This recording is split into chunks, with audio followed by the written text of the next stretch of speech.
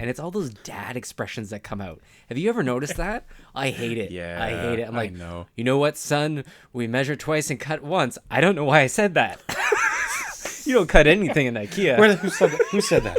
Did I say that? Did that come out of my mouth? Oh my god. I'm just thinking like, yeah, it's episode 200. I'm on the verge of 40. We started this in early 30s. I don't know where I am, Trevor. I don't know. The adult beverages are poured, the kids are asleep. Welcome to New Dad Gaming, a show about fatherhood, gaming, and new fathers figuring out their gaming lives. My name is Trevor, and I have a 6-year-old and a 4-year-old. And I'm Jeff. I have an 11-year-old and an 8-year-old. We have said that intro 200 times. Whoa, that is a lot of time and a lot of episodes. I love it. 200. 200 episodes, 4 kids. We started with 3. Yeah, right? I added one. We had a kid during, not me and Jeff, but my wife and I had a kid during the shows of it. Man, I'd have to go back and find out what episode that was. It was not during the episode. We won't have people go back and try to find it, but yes. Yeah. Man, 200 episodes, 4 babies, like about 6 countries for myself. As far as You've moved around a lot. But I think one of the more important ones for me is just the countless dads we've had interactions with. Like, it's been so awesome to connect with dads online and get stories, get motivation. Yeah, absolutely. And a lot of those folks that we've interacted with, all their kids are now growing up. And we're kind of in that same space with a lot of the phases that kids go through and gaming goes through. So just to see all that happen and bring on new dads. We hear from new dads all the time. Even people that have followed us before, all of a sudden they're popping out babies. And then they're like, hey, this is actually relevant. You guys are right. I will give you guys props for all that you do. So we're glad to have that audience. Cheers to the next 200. So excited, so happy to be here. It's been such a wild ride. We're looking at some of the old episode titles. Yes. There was one episode, like some of these first episodes, which it's really hard to listen to ourselves, so this is 6 years ago when we started it. But we have Dads Are Born, Gaming for Cash, Trevor versus Bubble Guppies. There's a lot there, yeah. Yep. Pixel Blood and Kids, Puke or Play, The Baby Sleeps, Goal Updates, Fails. Yep. Like just constantly. There was one that I remembered. I remember this story very specifically, and the episode was called Bathroom Coffee, which in itself is amazing. That is a great episode title. You just know it's going to be good. So what had happened was, before the show, I always used to have coffee right before, because in my 6 years ago, I could drink coffee before bedtime, you see. Yep. And especially when we had, the kid would have been just 4 months old at that point. So, jeez. Dad, no sleep, right? So coffee was critical. Yep. And at this point, he was just starting to sleep a little better at night. So if I'm going to get on the show to record, he's got to stay asleep. Yes. But Daddy needs his coffee. And unfortunately, I had this whole setup where I had to grind the beans before I could brew the coffee. Yeah. Like an idiot. Looking back, like an idiot. Yeah. Just why on earth was it not just a Keurig? Anyway, so to ensure I got my fix, I started this practice of taking the grinder and the coffee maker into the downstairs bathroom just so there'd be that noise isolation. I remember at one point I was so paranoid I had it covered with a towel just to dampen the sound, because if this kid woke up, it's just all bets are off. I wish I had some sort of tally of how many times our episode was disrupted by a kid. Yeah. It is pretty hilarious that you employ those when you're a teenager, just to not wake mom and dad, that you yourself are doing that to your own kid by grinding beans in the bathroom. Right, by coffee beans in the bathroom. Did any episode here stick out to you when we're scrolling through our list? Yeah. Again, scrolling through this list is one big nostalgia trip, and it brings back a flood of memories. But one that really stuck out for me was episode 45. And again, episode title really gives it away. Kids sing Imperial March at a funeral. And it's not your kid, it's my kid. So that was when, unfortunately, my wife's grandfather died. And we went to a funeral, and bringing a 3-year-old and a 6-year-old to a funeral was a new experience for us and also them. And how do you work it? Anyway. It goes into, they have a whole mass in a church, and the priest comes down the aisle, and everybody's very sad and crying, and my 3-year-old is humming at the top of his lungs the Imperial March because the priest looks like Darth Vader. Dun, dun, dun, dun, dun, dun. Oh my God. I was like crying but embarrassed. I think my wife was just like, what is going on? And we made people laugh. We did make them giggle. Like, it was like, oh, hey, you know, that was a cute thing. Innocent of youth. But yeah.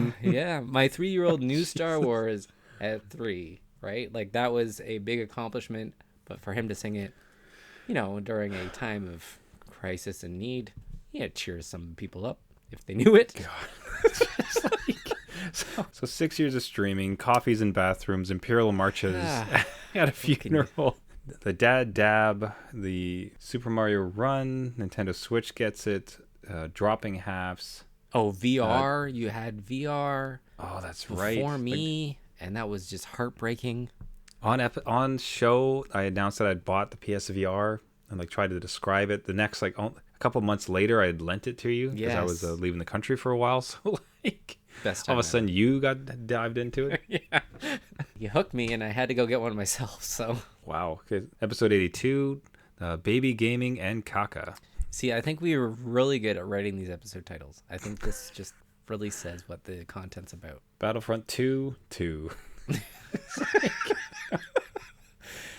Yeah. So I think it kind of feels like our episode titling needs to get back on point. I think so. Yeah. Anyways, everybody, cheers. Thank you so much for being for the victory. Thank you so much for coming along on the journey. Cheers to the next 200 episodes. This is just, it continues to be an absolute thrill and a blast to do this. Yes, we enjoy growing up with all our audience here where we can share our stories, good, bad, and ugly. I love it. It's like a therapy, right? Like, this is what happens. Cheers to that. And speaking of cheers, let's switch over to our beer picks of the week. We are wrapping up pumpkin season. I kind of feel like we almost pulled the trigger a bit early.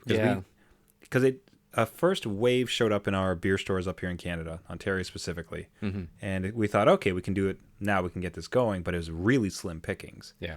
And now as we're kind of wrapping it up, it's like we're entering into October. We should have thought of this before. I think we're a bit off, but just the same, we were able to sample at least things from craft breweries. We did not find anything too large. We got a bunch of great suggestions. Yes. From gaming dads, and we didn't find a single one. No. Which I felt so guilty about. There was such a good response, and all of a sudden, like, we can't answer the call whatsoever. No. So, bit of a disappointment, but we're wrapping it up here. We're going to see about what we do. Will it be Christmas beers? Will we wait until the spring? Yeah. We'll sort it out on the show if anybody has suggestions what they'd like to see on that standpoint. But so to finish it off, I'm with the Highballer Pumpkin Ale. Oh, wow. Yeah, that sounds nice, right? So that comes from Grand River Brewing in Cambridge, Ontario. Subtle pumpkin and spice flavors balanced by a pale malt profile and hop contributions. That's nice it can contribute. Yeah. This classic seasonal beer makes a perfect complement to any meal and adds a festive spice to fall occasions. Excellent. Just a very tasty beer. Nice. Like, again, it really does seem like people have dialed it in. So they what they do is create a very delicious base beer, and then they just seem to work in a little bit of pumpkin. Okay, yeah. And I had, as an interesting point, I actually also tried the Theater of Madness from Flying Monkeys, the one that you had last week. Yes, yeah. And I had my wife sample it. Okay. As well.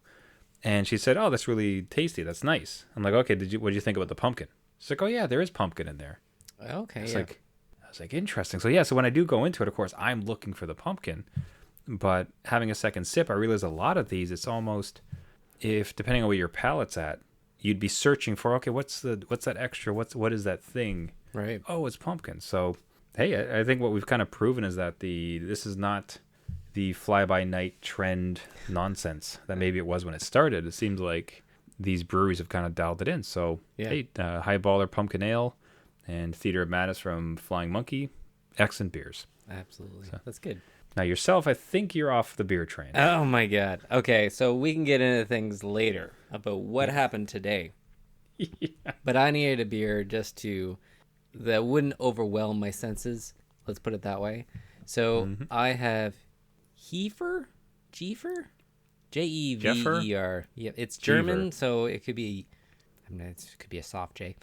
If any listener wants to educate us on how to actually pronounce this, but Jever from Germany. Yes. And I mean, from Columbia B and Haver, Yeah. Silent J. Right. So it's just a your run-of-the-mill Pilsner. It is smooth. It's great. It's 5%. Holds nice, ice cold. I love it. And it just really set this day. It just capped it. So again, we'll get into what happened with myself and my kids today, but this one kind of just it hit the right spot. So no pumpkin. So well. No pumpkin. Yes. Yeah, that's right. It was the right beer. It was at the right time. It just really was. Yeah. Hey, we will take it. Now, so I want to make a really quick. I want to get to Jeff's story. I want to make a really quick programming note. Not programming note, just beer dad note. Take a look at your local craft breweries or any of the kind of breweries that you like to go to, and see if they have advent calendars. That's a great idea. Yeah. Yeah, because I got reminded of this because I was late to the party and I missed it from two of my more favorite craft breweries. Got the notification this year and I'm in. I was able, so up here in Ottawa, there's one called Nita Brewery. Okay. One of my favorites. Delicious. And they have collected 23 different beers from all across the province here. Oh, wow. And even better, so this is your advent calendar, you drink one a day. The best part, though, is that they've obfuscated all of them. You get all of these cans. Yeah. And each one has a date on it. And that date and a QR code. And that's it. See, that's the way to do it, because otherwise you cheat. You'd be like, I'm not going to drink this pumpkin beer. Yeah, boy. Right? Candy cane. Get out of here. That's not going to happen today. But now that's a good way to do it. I like it. So even better with the way they did it is the QR code will only become active the day you're supposed to drink it. Even better. That is perfect. So this says, hey, what beer is this? No peeking with the QR code. This link will work on December 7th. So you're discovering it one at a time. Like, it's just great. Anyway, that's how they're particularly doing. I just mean, if I know, Jeff, you had an experience where your wife actually put one together. I've wanted one before, and one of my favorite breweries had it. So dads and any dads who do enjoy a beverage, I would suggest you start looking at some of your best favorite breweries and see if they might have an advent calendar you can enjoy with us in December. Yeah, no, that's a great recommendation. And yeah, my wife has done it before, and it's a lot of work to pick out 24 different craft beers and then wrap them all individually. So yeah, if you can get a brewery to do that and support local, that's great. That's an awesome idea. And I'm looking forward to your review every day. Yeah, every day. It's going to be every day. Every day will come on. And I'll do it in the morning too, just to really punish myself. Right, that's right. The 8 a.m. beer review. Be bathroom beers instead of bathroom coffee. Bathroom beers. I love it. Now, Jeff, why did you need the beer so badly today? Okay, so if anybody has been a gaming dad and anyone just a parent, your kids need furniture for their rooms. We've all been there, and usually Ikea is a good place to go because it's cheap.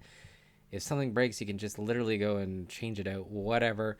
But the problem is you have to assemble it, obviously, and that's usually a pain in the butt. But now my kids are old enough to do it themselves, which is amazing. As a gaming dad, this is amazing. It creates so much more time for me, but I will say that, like, you still have to supervise. Obviously, there's like things that they can't do, and it kind of just extended the time frame a little bit. I was expecting it expedite it. It kind of just doubled it. So nerves were a little bit fried. Because you want your kid to learn, right? Obviously, they're not going to do it perfectly. They don't know. They haven't done this before. So my 11-year-old was constructing his own desk and his bed frame, which we are moving him back into his own room. If anyone's a listener of the show, he's been bunking with his brother for the summer. So we had a discussion on that to get him back in his own room. He wanted to switch it up. So we painted, we cleaned, we got a new bed frame that's this loft bed so he can stick a desk underneath of it. It looks amazing. But man, was it a trial to get there. So like you would have probably had problems putting it together, let alone your poor child. Oh yeah, we kicked him out. Not kicked him out completely, but pretty much. Like, when the bed frame happened, there was too much going on. That thing is huge. Like, it has to fit a mattress and lift up, right? So my wife and I were in there, and I did a mistake. I made a mistake, and it was just undoing 30 minutes of your work. That sucks, right? Because it's just like everything is together, and you're just like, I don't want to go backwards. I need to go forwards and get this done. So it was a long day. And the best part, so everything that's in there costs us, a couple $100 to get this into his room.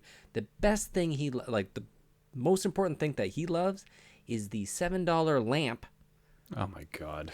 That we put on the wall that he can click. He calls it a gaming lamp, which I don't know what a gaming lamp is. I mean, gaming dad here, maybe you can inform me, but I don't know what a gaming lamp is, but it's just something that sits on the wall and he clicks it. So I don't know. He thinks it's a gaming lamp. I'm for it. I'm fine. Like it would be, I could imagine from the old school Game Boys that didn't have any backlighting and you needed a light. Right. That'd be like the cheater light where it's like, yeah, I'm going to bed. Yeah, exactly. Underneath the blanket. Yeah, exactly. Yeah. No. But I don't think that's the context here. I don't know what maybe it's like a ring light or something where he sees streamers have, lights actually light up the room. It doesn't do any of that. Like, I don't know. So, whatever floats his boat and he's in there and sleeping nice soundly as we record, amazing. But man, it was a long time to get there. I really like the title I came up with, Life Hack Child Labor. Yes, exactly. If you can make it happen. It's going to be some bumpy roads at first, and then eventually, it's like, you want a new bed. Hey, son, you did so good. There you go. Putting your bed together. Why don't you come and put my bed together? Exactly. Yeah. I got a crisp 5 for you here. You can play one more game for another hour if you put this all together. How about that? So what was your threshold? So we had some conversation before about perseverance and trials. Yeah. So allowing your kid to fail, allowing them to get frustrated and overcome and figure it out. Yeah. I mean, it's funny because I find a lot with my kid in gaming where he wants me to beat the level, and I'll be reasonable because if it's like the end boss and there's gonna be like a string of like easy games afterwards, it's like, all right, let's just get past this, or it's kind of this boss is cheesy, let's just move on. But a lot of times it's like, no, like if you can't play the game, you can't play the game. Right. So like practice, try again, like you're gonna fail, like this is part of it, like push through the problem, like keep going. Right. Not to the point of like crying. Yeah. I don't care for them to be decimated, but I do need them to like learn how to like persevere. Yeah. So what was your threshold for, okay, I'm going to let them screw up this much before I wheel it in a bit? Yeah, it was with the desk. So he tends to, again, he's been diagnosed with ADHD, so he has some problems focusing on some things where it doesn't engage him. So on this stuff, he loves building. So he is all in there all the time, but he wants to get it done super quick. So he wants to like run through this thing. And when he's leaning on like the desk itself, where it's like half together and you can see it kind of bend, that's where I step in and be like, no, we can't do that. Or like if he's, messing up a dowel that you can never get out. Like if once it's in there, like, that's it. Like, okay, so that sounds like you're helping to guide him during using your experience as opposed to letting him mess up. Yeah. And it's really just, I let him lead it, right? So if he's getting frustrated, overly frustrated, or he's rushing through it because he can have screen time after, that's where I kind of call it. Like we're not going to do that. So either you pause and we come back to this, or I'm going to continue it. So it's just one of those things where you're like, we can't screw this up because we're not doing it twice. And it's all those dad expressions that come out. Have you ever noticed that? I hate it. Yeah, I hate it. I'm like, know. You know what, son? We measure twice and cut once. I don't know why I said that. You don't cut anything in IKEA. Who said that? Did I say that? Did that come out of my mouth? Oh my God. I'm just thinking like, it's episode 200. I'm on the verge of 40. We started this in early 30s. I don't know where I am, Trevor. I don't know. There's a lot of new show titles we could go with. Or like, yeah. We'll go through our midlife crisis and it'll be like new dad or a cool young guy club.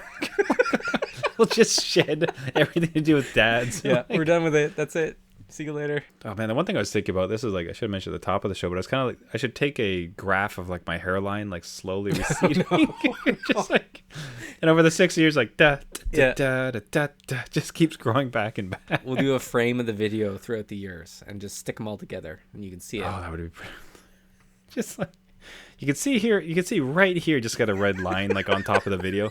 And about year 4, it really accelerated. Oh, We'll see where we get to. stress of kids. I don't know.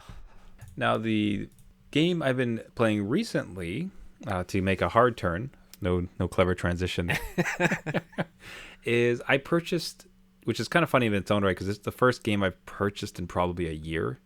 Oh, wow. Well, just because Game Pass. Game is just Pass. Such a, It is. it's such a fire hose of games. Yeah. It's just like constantly in my face. I'm like, I can't. Like, why would I buy anything? I have all of them. I have everyone I need. Yeah. And then, and, you know, something like Marvel, which just the Marvel Avengers, which just came on Game Pass, by the way, comes out like, hey, don't you want to pay for this? I'm like, $80? I don't know, not really. Like, I got all of these I haven't touched yet. I'm not sure. Yeah.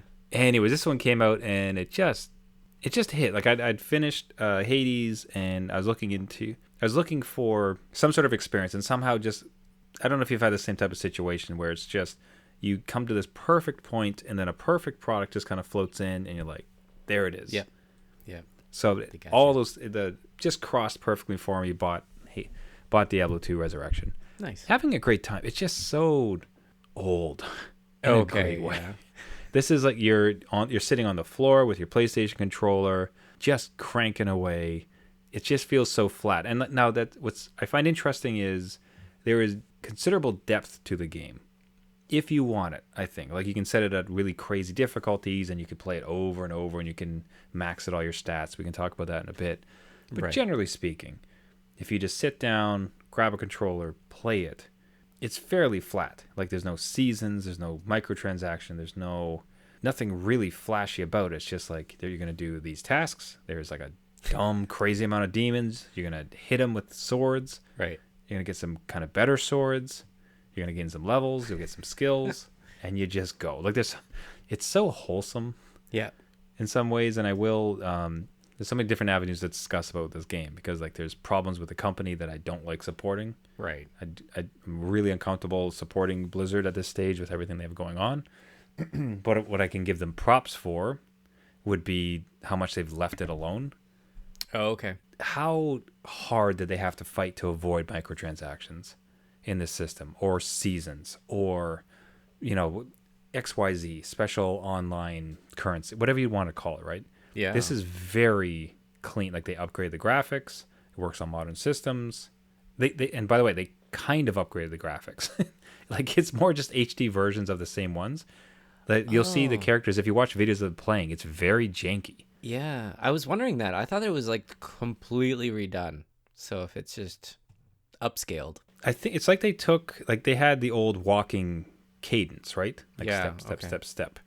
And they had this sort of blockiness as far as like you can go in 8 directions, right?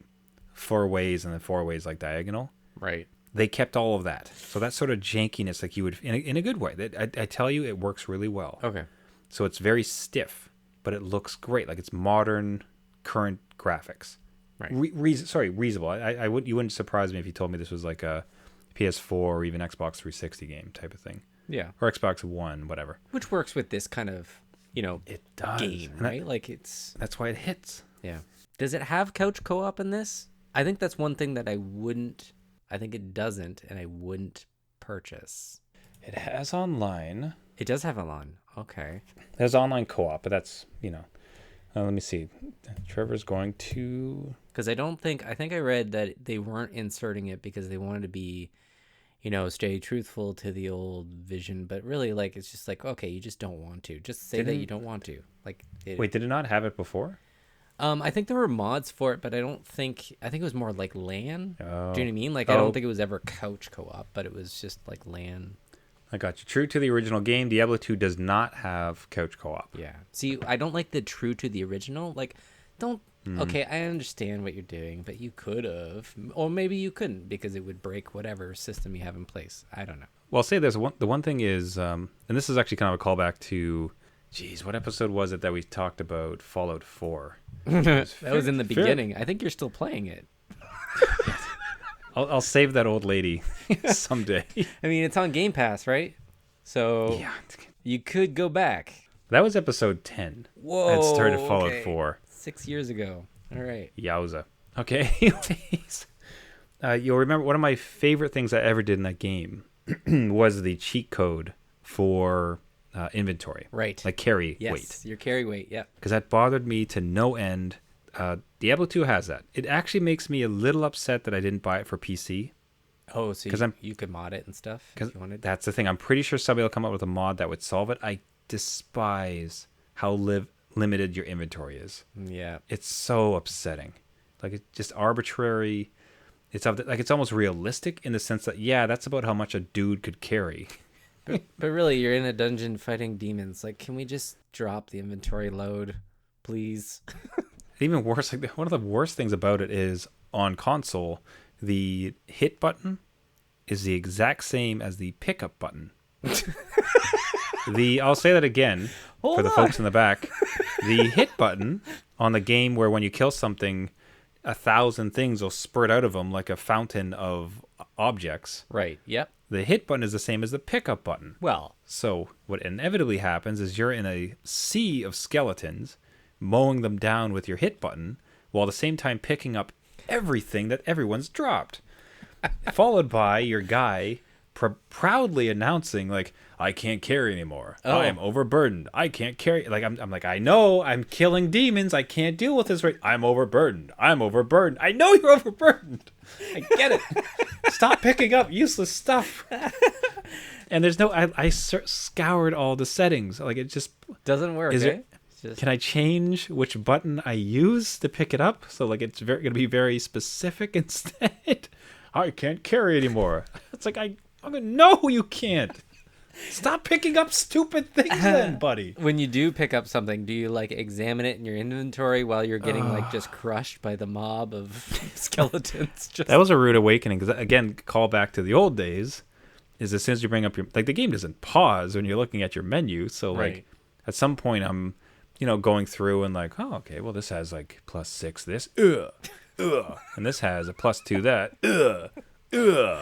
I'm hurt. What? Like, this ring looks interesting. Why is the guy yelling, ugh? So I'm like, so there's one skeleton just sitting there picking at me as I'm a moron looking through my inventory. Almost the dumbest death possible. And death was interesting too. I actually died.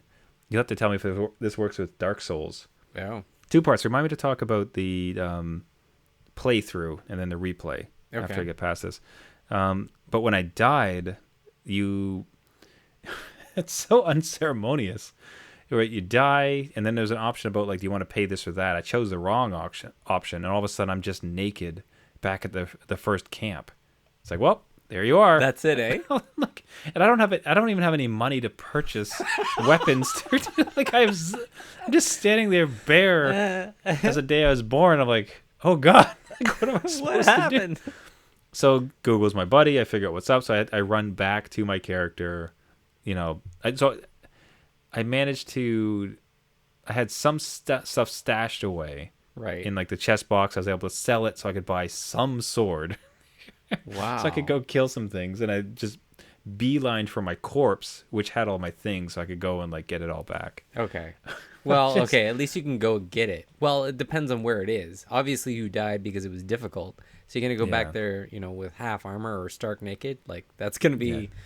It was kind of... I guess it was kind of fun, honestly. Like, it's as challenging as it'd be. It's kind of anti-dad, if I'm honest, and dad time. But it was kind of fun. It was cool. Now, what I wanted to say, like, your experience with Dark Souls and how the play-through experience exists. What I'm finding a lot as I go online to try to find, okay, how do I play this better or more optimally so I can optimize my time?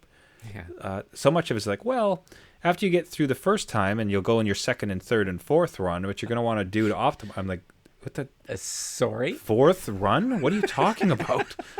Like, I'm gonna do it once and like kill the devil and leave. Like, I'll be fine. Like, we talk about fourth run. There seems to very much be the end game, quote unquote, of this is, you beat it, but really what you want to do is beat it, then beat it, then beat it.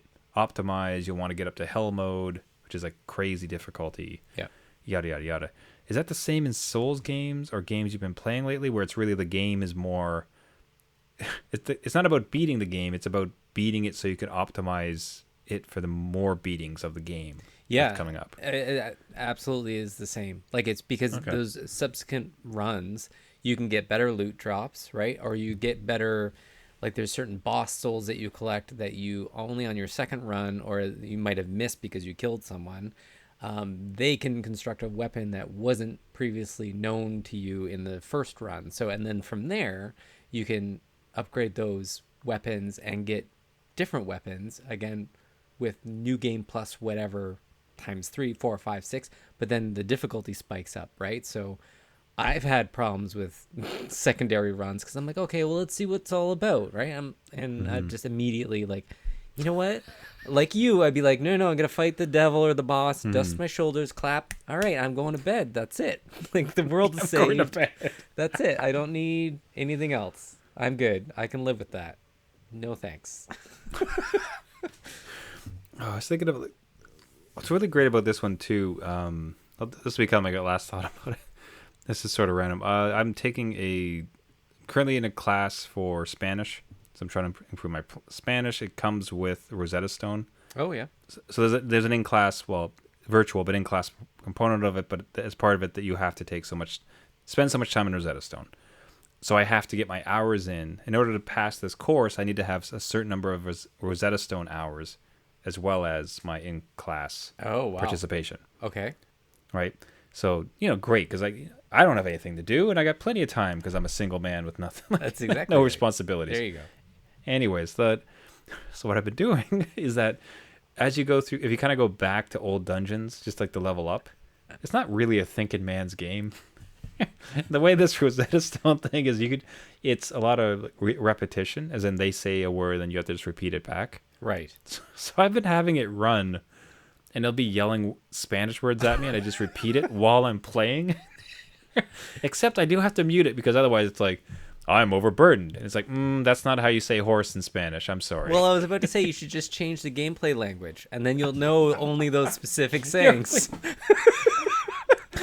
Can you carry this? Like, you have all the luggage. I'm over encumbered. I can't carry anymore. Just Espanol. Tengo mucho de swords. El Diablo. El Diablo. It's like, oh, that's how you say it. Yeah. So I'm just screaming at the device to get through my Spanish stuff as I'm playing this. Oh, dad lives. Between forcing our kids to do hard labor, putting together IKEA furniture, and screaming at iPads trying to learn Spanish while playing Diablo. That's just dad life for you. And what a way to wrap up 6 years, 4 kids, 200 episodes. Partridge in a pear tree. Like, what more do we need? That's a lot. I was going to say, cheers to the next 200 episodes and 4 more kids. But let's... We got to keep... The problem is we don't keep having kids. It's not new dad gaming anymore. Right, that's true. It's true. So we're just stuck in this constant loop. Yeah. We'll celebrate other people's kids. Okay? Hey, come on. I like it. It's the show for, hey, listen, new dads, we were there. We got through it. We're going to get you through it, too. Exactly. Better way to think of the show. I like it. All right, everybody. Thank you so much. We could not have gotten to this milestone without you. I don't think Jeff and I can really express how much we really appreciate you listening, and cannot wait for us to get forward in the future. Absolutely. Thank you again. Thank you, everybody, so much for listening. This has been New Dad Gaming. If you want to get a hold of us, you can find us at our website, newdadgaming.com, or you can reach out to us at Twitter, at newdadgaming. We'd love to hear your gaming stories. Do you have a particular clip of ours you'd like to call out if you're an old-time listener? Do you have some interesting stories with Diablo 2 or some hot tips for a gaming dad going through? We'd love to hear it. Or your own IKEA hack, kid labor stories. We'd love to hear it. At New Dad Gaming on Twitter. We'd love to hear from you. If you like the podcast, you want to subscribe, you can find it on all the major podcast networks. You can find us on iTunes, Spotify, Stitcher, Google Play, anywhere where you get your podcasts, or just look for New Dad Gaming. A subscription means a lot. It really helps out the show. What helps out even more is a comment and a rating, as we try to get out to as many gaming dads as possible. Everybody, thank you so much. 200 episodes. Yes. Until next week, my name is Trevor, and I have a 4-year-old and a 6-year-old.